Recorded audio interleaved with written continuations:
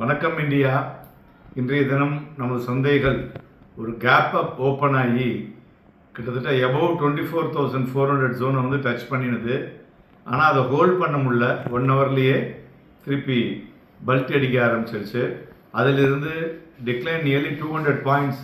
So intraday ஹைலேருந்து but close பார்த்தோன்னா ஒரு மைல்டு லோவர் லெவலில் 43 புள்ளிகள் குறைந்து 24,187.85 முடிவடைந்திருக்கிறது. பிராடர் இண்டெக்ஸஸில் பேங்க் நிஃப்டி வந்து அண்டர் பெர்ஃபார்ம் பண்ணியிருக்குன்னு சொல்லலாம். மேலும் அட்வான்சஸ் 1656, டிக்ளைன்ஸ் வந்து 849. ஸோ குளோபல் கியூஸ் பார்த்தோன்னா சப்போர்ட்டிவாக இருக்குது. க்ரூட் ஆயில் ப்ரைஸஸும் ஒரு பிலோ $95 per பேரலாக இருக்கிறது. ஸோ மார்ச் ஹையை விட கம்மியாக இருக்குன்னு சொல்லலாம். ஸோ இப்போ வந்து மெயினாக இந்த tension between US and Iran some support to sentiment வரக்கூடும் அப்படின்ற எதிர்பார்ப்பு இருந்தாலும், மறுபுறம் ப்ராஃபிட் புக்கிங்கும் சைமல்டேனியஸாக நடந்தது இன்றைக்கி கண்கூடாக பார்க்க முடிஞ்சுது. 11 துறைகளில் 7 துறைகள் வந்து க்ரீனாகவும் 4 துறைகள் ரெட்டில் இருந்தது. அதேமாரி மிட் கேப் இண்டெக்ஸும் இன்றைக்கி ரைஸ் ஆகிருக்கு 0.63 அண்ட் ஸ்மால் கேப்பும் 0.89. ஸோ பிராடர் மார்க்கெட் வந்து outperform the benchmark அப்படின்னு சொல்லலாம். அதுமாதிரி இன்றைக்கி அட்வான்சஸ் 1656, டிக்ளைன்ஸ் வந்து 849. ஸோ மார்க்கெட் பிரெத்தும் ரிமைன் பாசிட்டிவாக இருக்கிறது. கிட்டத்தட்ட 109 பங்குகள் 52 வீக் ஹையையும் 3 பங்குகள் 52 வீக் லோவும், அடிஷ்னலி 147 பங்குகள் அப்பர் சர்க்கியூட், 27 பங்குகள் லோவர் சர்க்கியூட். ஸோ இன்றைக்கி மெயினாக மெட்டல் இண்டெக்ஸ் வந்து ஒரு எமர்ஜென்சி டாப் பர்ஃபார்மிங் செக்டராக இன்றைக்கி வந்ததுங்க. இதுக்கு காரணம் என்ன அப்படின்னு கேட்டிங்கன்னா, ஸோ தெரிஞ்சவங்க கை தூக்குங்க, தெரியாதவங்க தெரிஞ்சுக்குங்க. ஸோ என்ன இருக்குன்னா, சைனாவுடைய Q1 GDP க்ரோத் பார்த்திங்கன்னா ரொம்ப ரொபஸ்டாக இருக்குது.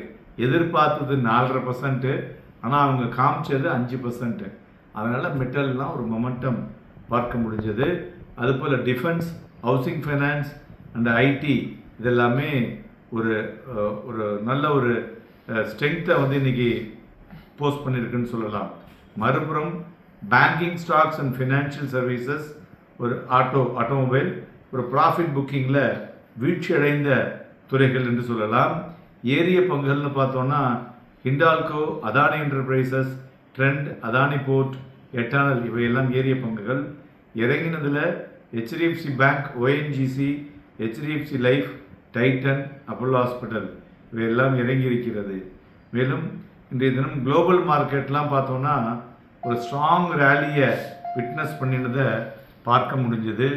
மெயினாக வந்து காரணம் என்னன்னு பார்த்தோன்னாக்க, பொலிட்டிக்கல் சிச்சுவேஷன் வந்து ஓரளவுக்கு ஈஸ் ஆகிருக்கு. அதேமாரி க்ரூட் ஆயிலும் பிலோ $95 இருக்குது. அதுபோல் நிக்கி பார்த்தோன்னு வச்சுங்களேன், கிட்டத்தட்ட 2.4% ஹையை டச் பண்ணி ஒரு நியூ ஹை 52 வீக் ஹையை டச் பண்ணியிருக்கிறத இன்றைக்கி பார்க்க முடிஞ்சதுன்னு சொல்லலாம். மேலும் ரெக்கவரி டுவர்ட்ஸ் எண்டில் பார்த்தோன்னா மார்க்கெட்டில் ஒரு பேக்கடு பை பையிங் சப்போர்ட்டில் பார்க்க முடிஞ்சதுன்னு சொல்லலாம்.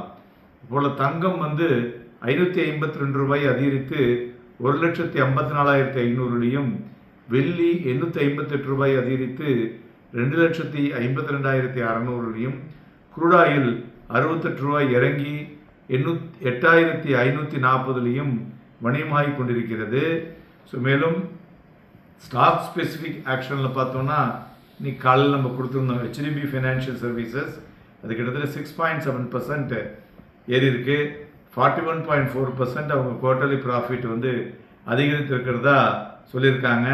அதுமாரி அவங்களுடைய consumer portfolio, improved asset quality இது ரெண்டுமே பெட்டராக இருக்குது அப்படின்னு சொல்லியிருக்காங்க. மறுபுறம் GDP Hathaway and Tejas network இது ரெண்டும் 4.36 அண்ட் 3.91% வீழ்ச்சி அடைந்திருக்கிறது. அவங்க வந்து ஒரு வைடர் லாஸஸை வந்து ரிப்போர்ட் பண்ணியிருக்காங்க அப்படின்னு பார்க்க முடிஞ்சது. மேலும் சந்தைகளை பொறுத்தவரை நாளைய தினம் எப்படி இருக்கும் என்பதை பார்க்கும் பொழுது, மார்க்கெட்டில் சப்போர்ட் லெவலில் பையிங் இருந்தது. அதுமாரி ரெக்கவரி டுவர்ட்ஸ் த செகண்ட் ஹாஃப்லேயும் வந்திருக்கு. அதுமாரி ஆப்ஷன்ஸை வைத்து பார்க்கும் பொழுது கால் ரைட்டிங் வந்து 24,400 24,800 பார்க்க முடிஞ்சது. அதுபோல் புட் ரைட்டிங் பார்த்தோம்னா 24,000 23,500 இருக்குது.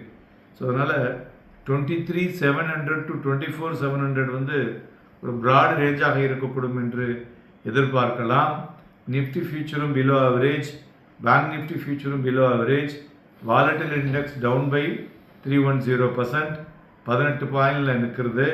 மேலும் நிஃப்டியை பொறுத்தவரை 24,251.80 அந்த புள்ளிகளும் 24,308.80 இந்த புள்ளிகளும் ஸ்ட்ராங்காக நின்றுதுன்னா அதிலிருந்து ஒரு 300 புள்ளிகளிலிருந்து 400 புள்ளிகள் வரை நிஃப்டி செல்லக்கூடிய வாய்ப்புகள் தெரிகிறது. அதுபோல் ஸ்ட்ராங் சப்போர்ட்னு பார்த்தோன்னா 24,100 இருக்கிறது.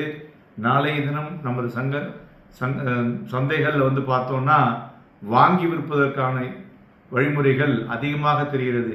80% buy and sell, 20% sell and buy. நன்றி, வணக்கம்.